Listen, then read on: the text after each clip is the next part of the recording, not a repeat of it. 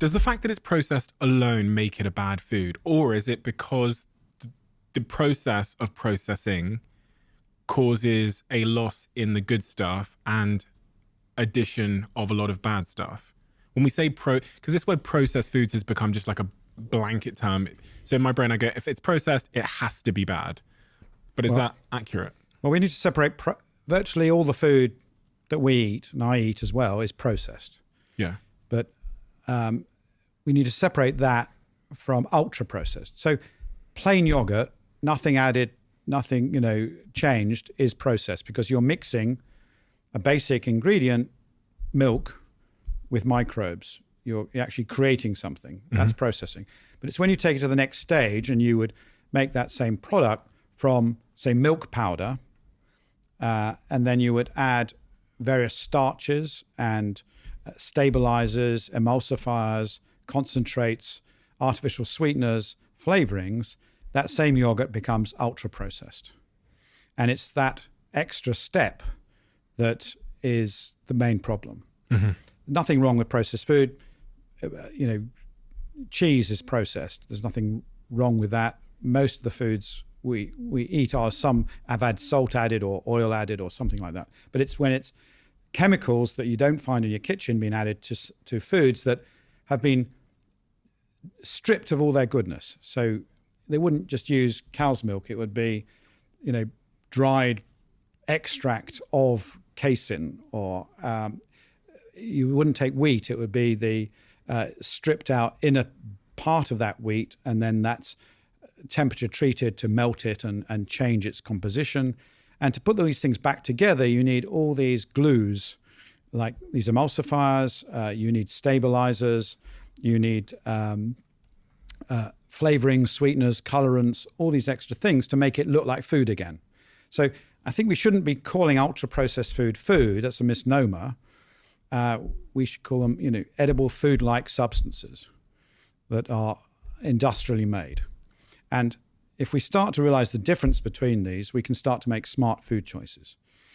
We now know that many of these ingredients, there's been lots of even research since we last talked about, first, things like aspartame has come out which is an artificial sweetener, has been linked to many health problems, including increased risk of cancers and heart disease. We've got emulsifiers have come out recently in a number of studies to show that they affect mental health and they also affect heart disease, even when you adjust for the whole diet and you take just that component of the food. So we know that ultra-processed foods are probably the worst things we're doing for our diets. And in the UK, the average person is saying about 60% of all their food is ultra-processed without knowing about it. We're eating 4 times more than healthy European countries who are often poorer than us. So it's not just a question of money. It's just become this battle of us poor consumers against these massive companies with billions of pounds to spend on marketing that have told us this stuff is healthy because of these fake health halos, vitamins, no sugar, no this, no fat, confusing the consumer, and all the time giving us foods that not only give us disease, but importantly make us overeat. So we pick that stuff. Doesn't matter. It says just whether, even if it's just low fat, or it's got lots of other chemicals, both make you overeat by a quarter. So you'll be hungrier after eating that than you would be if you had a completely plain yogurt with none of those extra chemicals in it. Okay.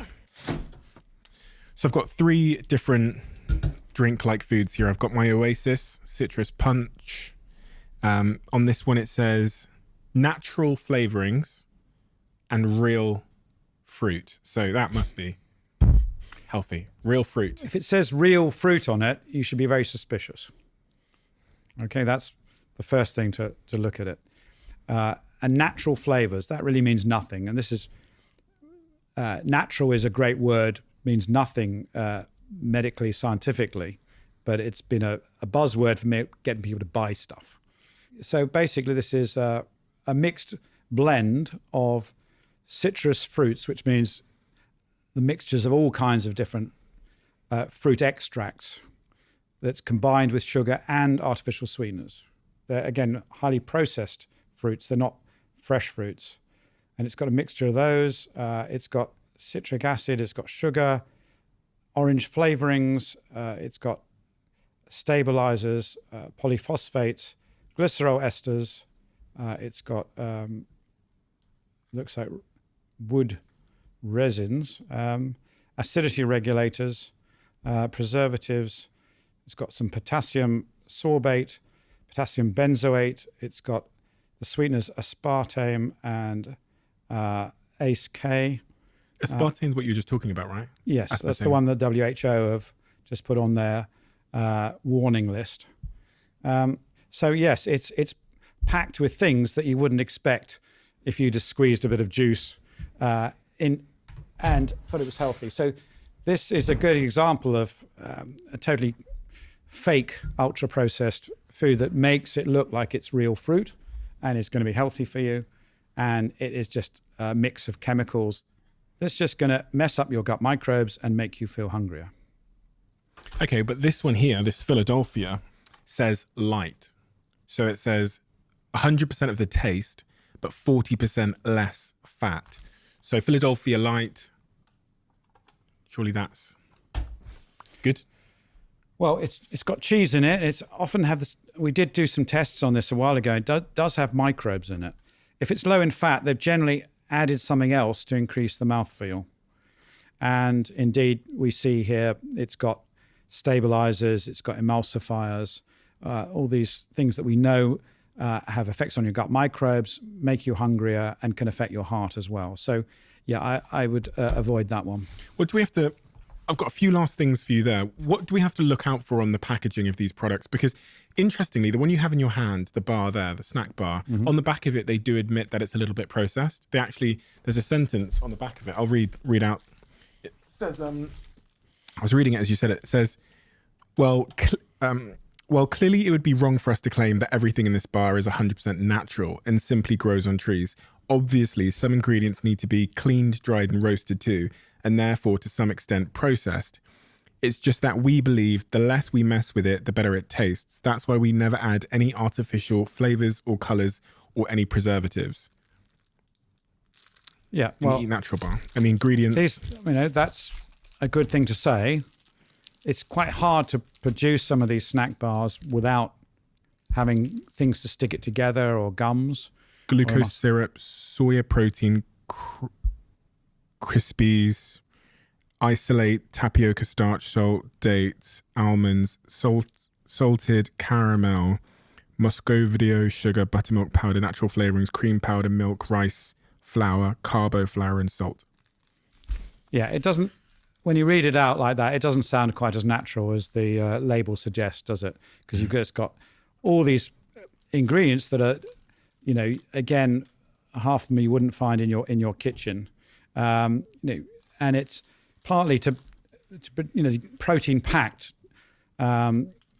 If you just need the nuts and the seeds, you wouldn't have to add in all this other stuff from soy and other beans and things, which are ultra processed. They're just taking that bit of it, combining it together. So some of these are better than others, but again, this is ultra processed, and all these snacks, interestingly, are really often the downfall in places like the US and the UK, where we're just eating so much our energy is coming from these snacks, which wasn't the case 20 years ago.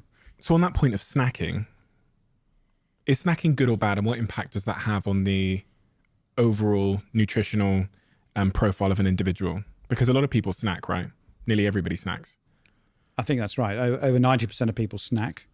So it's become normal to snack. In this country, in the US, it is the norm. It's not the norm in other countries. So you can see much less snacking habits in Southern Europe than you do here, and much less in many Asian countries as well. A Zoe study found that 95% of people were snackers. Yes. And 25% of people are undoing the benefits of healthy meals by unhealthy snacking.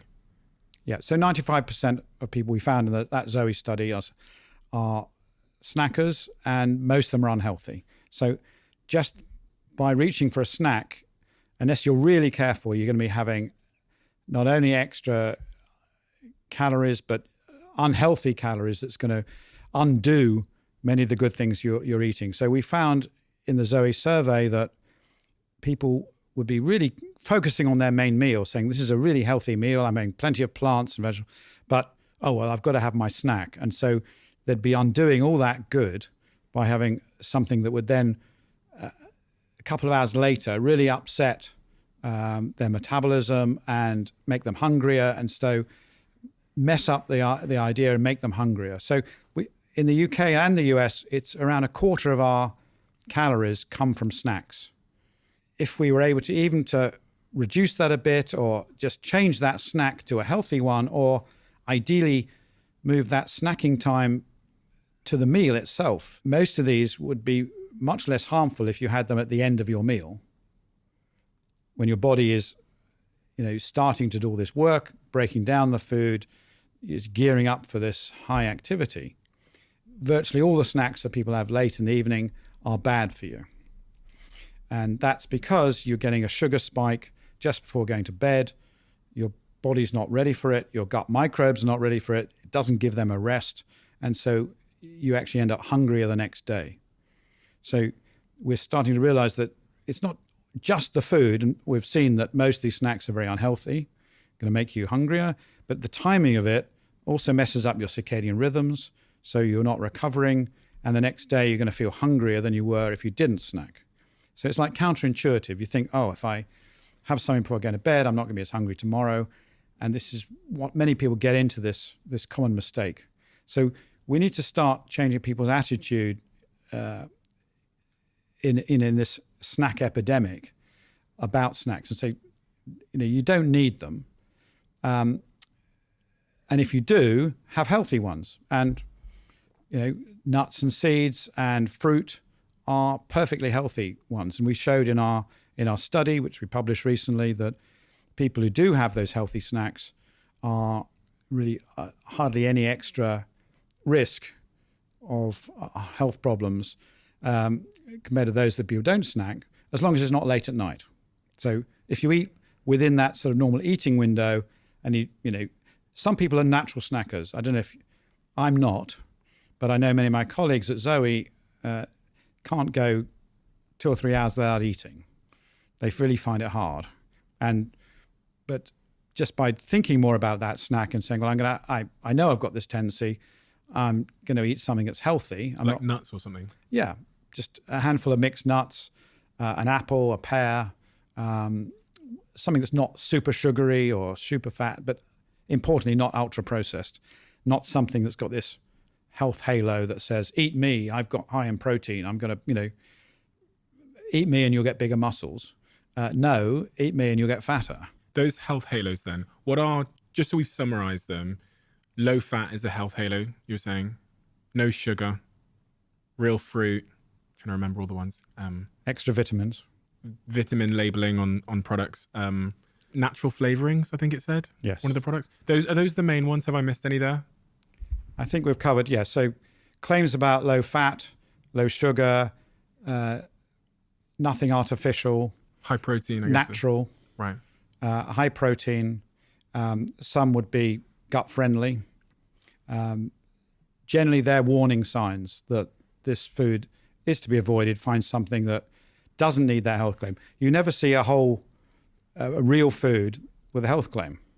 They don't need it. You got an apple, doesn't need a claim. Contains vitamins, contains fiber. Real foods don't need health labels.